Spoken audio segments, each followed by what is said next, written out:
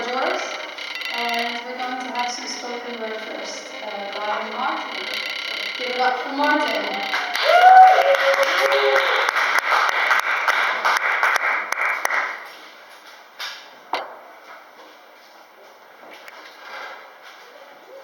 Good evening, everybody.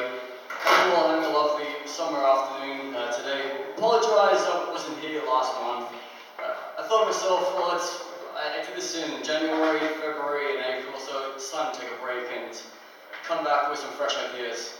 So just recently, I was staying at home, and I think to myself, the average Australian has never been to Kiribati or Tuvalu. The average Guyanese person has never been to Venezuela. The average American has never been below Mexico. The average Brit has probably never been to Asia. And then just recently, I just discovered that something miraculous has happened. I've run out of Europe. And so 8 years ago this month, I first came to Europe off a plane from China, flew from Beijing all the way to London. And so this is my recollection about what I've done in every European country. United Kingdom, Great Britain, Northern Ireland. In England, one time I threw up outside Golders Green station a few hours before I met Joan Collins. In Scotland, I've never seen the Loch Ness Monster, but I visited my grandaunt's grave. The only one thing about Wales I can think about was Holyhead. That's the only place in Wales I've ever been to, because that's where you catch the ferry to Ireland. In France, my great-uncle went missing in Dunkirk. Belgium, I fell asleep outside a train station in Belgium 8 years ago, and I even whacked a pickpocket as I slept. In Luxembourg, I ran across a gorge to get my passport stamped.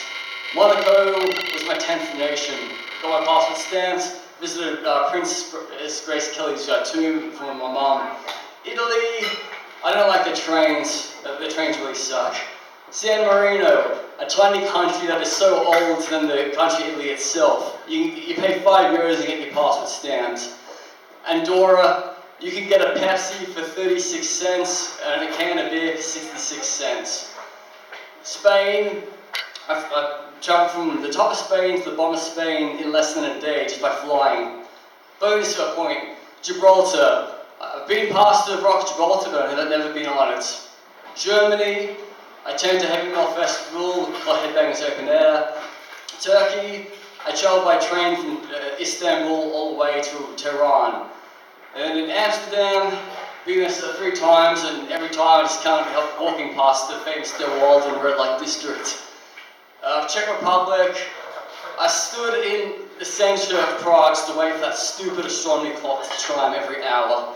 Slovakia, I took a bus to Slovakia many years ago, and then I decided I'd come back one day and probably see it.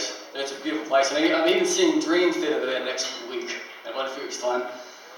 Hungary, I stayed in a hotel a few doors down from the House of Terror, which is a really scary museum that talks about the crimes the fascists and communists committed in Hungary in those times. Romania, Iași, what a beautiful city. Bulgaria, everything is very cheap in Bulgaria, and I don't know how there's so many Brits buying properties over there. And then Ireland, I visited Phil Lignett's for Thin Lizzie's tomb. Switzerland, you spend 60 quid a night on a hostel, so I didn't bother doing that. Liechtenstein, for 3 francs, you get your passport stamped. Austria, I saw a guy running down the street with a €20 note in his mouth, threatening to stab somebody. It was scary times, it was like 2015. Slovenia, I've just taken a bus through it. I saw a bridge full of dragons and that all. Croatia, they got good beer, they got good wine, and they got horrific history events and stuff. They've even got a water tower on the border of Serbia that was shelled 600 times during the war. Serbia, I stayed in a hostel that has a bathtub. Can you believe a bathtub in a hostel? Macedonia, I lost my bank card in Skopje. Poland, I went to Auschwitz one afternoon, and then on the train to Warsaw, I ended up with diarrhea in my pants. Ukraine, I discovered what happened in the 1930s when the Soviets stole wheat from the native population, and then all the Ukrainian exiles told about this horrific event many years later. And then Russia, I traveled, I took the Trans-Siberian, it took me a whole week to get there, and so I spent a whole 10 days inside of Russia. Estonia, they got a really good old town, a really good place, and I even found it's much cheaper to buy a small bottle of Jack and a can of Coke for less than 250 euro cents instead of going to a bar. Latvia, I learned about a guy called Gatis Lipka who saved many Jews in World War II just by hiding them in a hut. Lithuania, I slipped and put my leg like this on the ice while visiting the 3 crosses. Finland, I've just travelled between ports, saw nothing interesting in Finland. Sweden, I've lived there. Best city, best country in Europe, Stockholm, beautiful place. I even walked from my house in Farsta all the way to the North Korean embassy. Denmark, I spat on the Australian embassy in Copenhagen because of my anti-imperialist opinions. Georgia, the country, not the US state. In one whole day, I visited a mosque, a synagogue, a church, and even a Yazidi temple. Kazakhstan, bonus points, they play football in UEFA. I got bribed $50 to cross the bridge into Kyrgyzstan.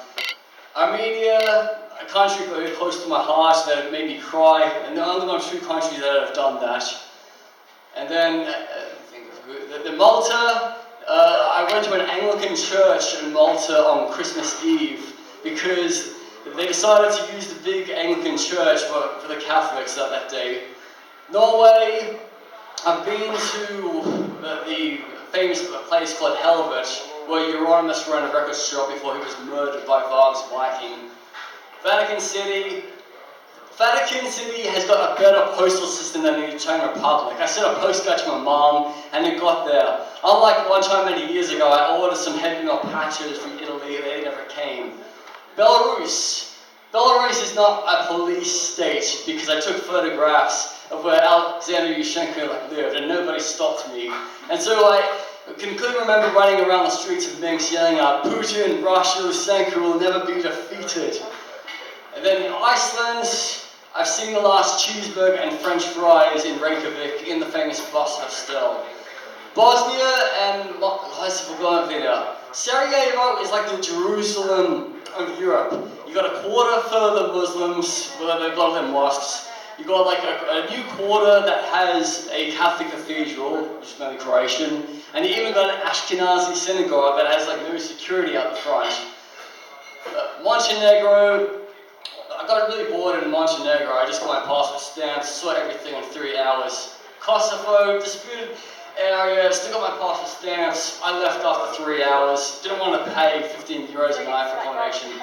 Albania, an Australian lady got married to an Albanian royal exile who could have been king of Albania, but because of what happened in World War II, they went into exile. In Greece, I've stood at the Olympic Stadium where Edwin Flack from Australia won 2 gold medals before Australia became a country. Moldova, they've got a cheap wine area, so you go there for the wine. In Portugal, I went to Faro to the south and even crossed the border by boat to Spain. And then Azerbaijan, it's a beautiful place full of many terrific buildings that are kind of like eyesores when you see them at first, but at least it's not too hot. And then Cyprus, my last country of Europe. I mean, yes, it's located in Asia and stuff, but they're connected with the EU and all. So that gives me that I've been to every country in Europe I've set foot in all. I may not have spent money for accommodation in all these countries, but at least I can say to people, I've had my own 2 feet in all countries in Europe. So now that I'm done with like Europe and stuff, I've got to go across the Mediterranean to fry big fish in Africa, Asia, and even South America. So like next month, I can't wait to go to like Beirut. It's my only new country, but I'm going there to leave a photograph of my late Uncle Brian at the tomb of Khalil Gibran. I'm Martin Anthony, and thanks very much. Keep heavy metal alive.